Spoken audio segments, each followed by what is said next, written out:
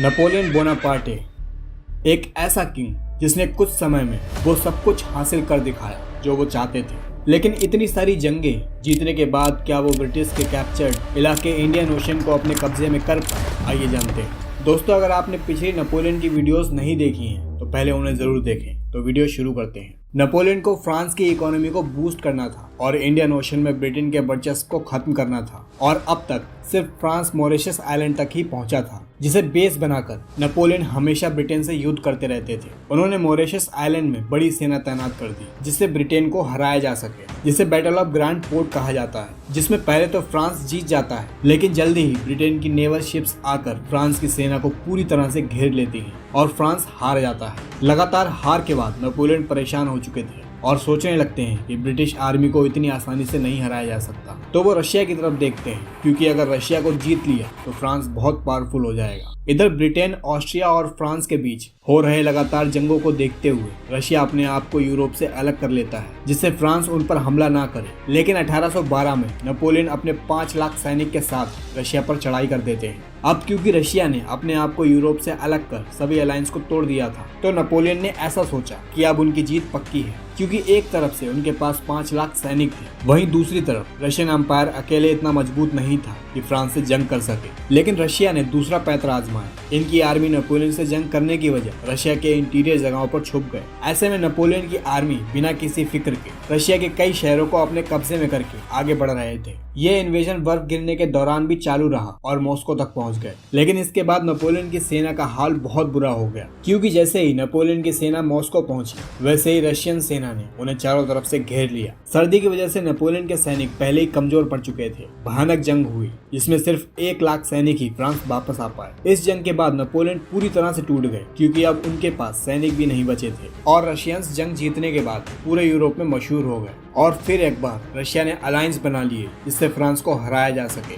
Napoleon इस तरह से टूट चुके थे कि उनकी हालत के बारे में पूरा यूरोप जानता था। ऐसे में ऑस्ट्रिया, जो कि फ्रांस का सबसे पुराना दुश्मन था, उसने सभी देशों के साथ मिलकर फ्रांस पर अटैक करने का प्लान बनाया। 1813 में रशिया, पर्शिया, ऑस्ट्रिया और स्वीडन के साथ मिलकर फ्रांस पर हमला कर दिया, जिसे बैटल ऑफ लिप्जिंग कहा जाता है। इस टाइम पर फ्रांस पहले ही बहुत कमजोर हो चुका था, जिस वजह से नेपोलियन बहुत बुरी तरह से हार गए। फिर 1814 में हुए ट्रीटी ऑफ पीस से ये युद्ध खत्म हो गया, जिसके बाद फ्रांस को कोएलिशन फोर्सेस ने अपने कब्जे में कर लिया और नेपोलियन को फ्रांस से एक्साइल दे दिया गया। और एलाइट फोर्सेस ने फ्रांस में दोबारा मोनार्की शुरू करने के लिए लुइस 18 को दोबारा राजा बनाया। नेपोलियन को एक्साइल के तहत इटली के पास एल्वा आइलैंड पर भेज दिया गया, जिसके बाद 1 साल में ही यानी 26 फरवरी 1815 में नेपोलियन एल्वा से भागकर फ्रांस दोबारा पहुंच गए, जहां इनके पहले ही काफी सपोर्टर्स मौजूद थे। क्योंकि मोनार्की आने से आम लोग बहुत परेशान हो चुके थे। आम लोगों को वापस नेपोलियन ही चाहिए थे, जिस वजह से फ्रांस के नए राजा लुइस 18 को वहां से जाना पड़ा, और नेपोलियन ने फ्रांस की ताकत को बढ़ाने के लिए